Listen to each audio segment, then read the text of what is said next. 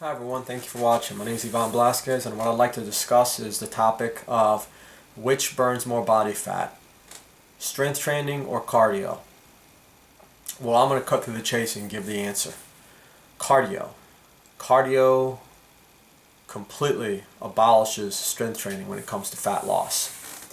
However, the key here is really, if you want to really optimize your fat loss or really maximize it, you do both. You do cardio and strength training. In fact, let me just put them in order. The number one way to lose fat is doing cardio and strength training, concurrent training. The second best way, if you had to pick between the two, is cardio. And the third best way, or the last resort, or the least effective way of losing body fat is just doing strength training. This is not just my opinion. In fact, I'm actually going to illustrate this scientifically as well as graphically in this book. This is my exercise physiology book from undergrad. It's 1,000 pages, and it is just an abundance of studies and literature. And then here's a conference I went to in 2003 on a lecture. One of the lectures in here that I'm going to reference at the end of this video is What's Fat Got to Do with It? The presenters at that lecture, they were mentioning how weight training is, the amount of calories burned during and after weight training are trivial. The extra calories are low. The impact on rest and metabolic rate is also rather trivial. However, that's not to throw weight training under the bus. It's to put it in perspective. The reality of the situation is that when you do both, you get that synergistic effect. You get the combination effect, and obviously the combination is going to be greater than either alone, right? And so that's the point of this video, is to indicate this. But there was a study from Duke University that found that when people who did cardio burned 67% more calories than those who just lifted weights. Again, the key here though is what weight training does is it prevents you from losing muscle. In fact, it will actually preserve muscle, and in a lot of cases add muscle as you are obviously burning more calories doing cardio and burning more body fat. Several studies have shown that concurrent training is the best way to go to burn total body fatness as well as belly fat or visceral fat. So the answer to the question is doing both is the best way to go. And not only is this recommendation science-based and also personal experience-based, but it's also globally based.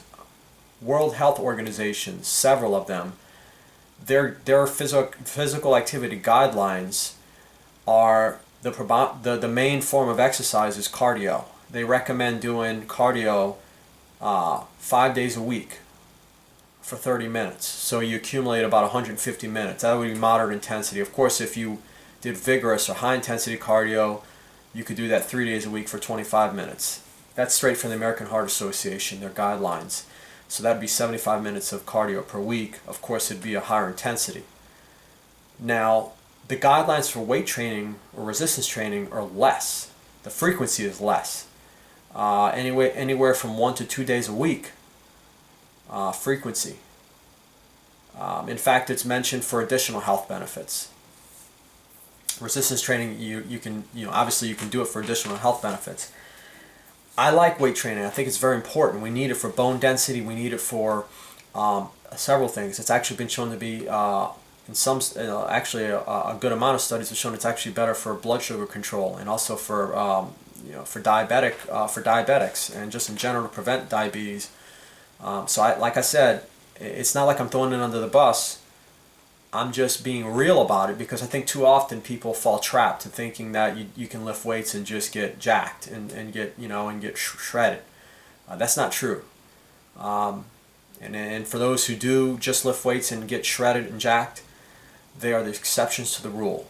Okay? And what I mean by that is there's 3 exceptions to the rule that I can come up with. Number 1, they're the genetic cream of the crop, meaning their somatotype is highly mesomorphic, and that entails having a high percentage of fast twitch or type 2B muscle fibers. Number two is steroids. Obviously, that's pretty straightforward. Steroids are going to cause monumental increases in muscle and shred an abundance of body fat and kind of in an exaggerated and unrealistic and cartoonish rate and way, and definitely dangerous, very dangerous and not advisable.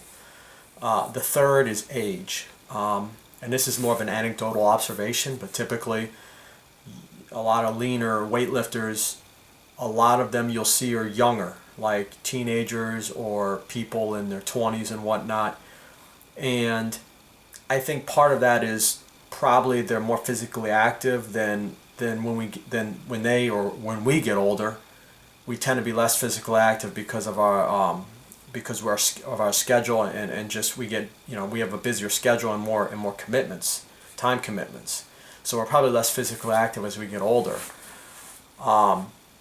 But definitely those are the three exceptions to the rule as far as getting lean while lifting weights.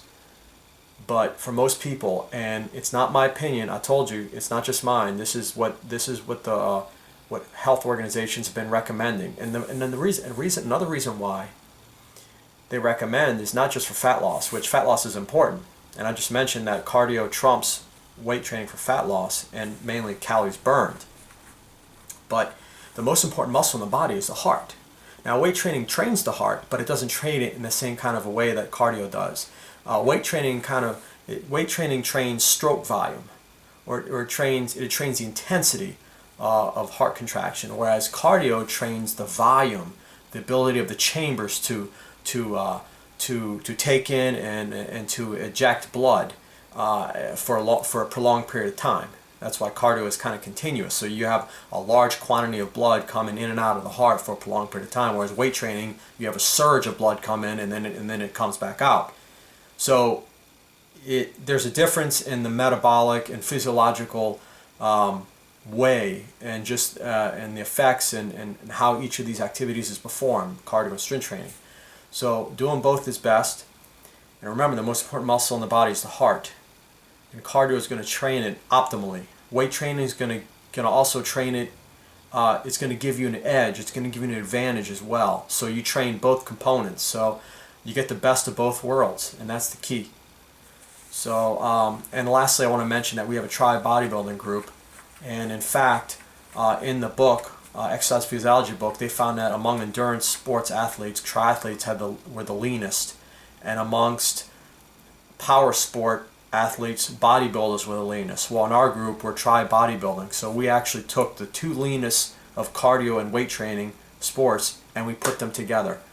So that's just a last minute tidbit. I thought that was really fascinating.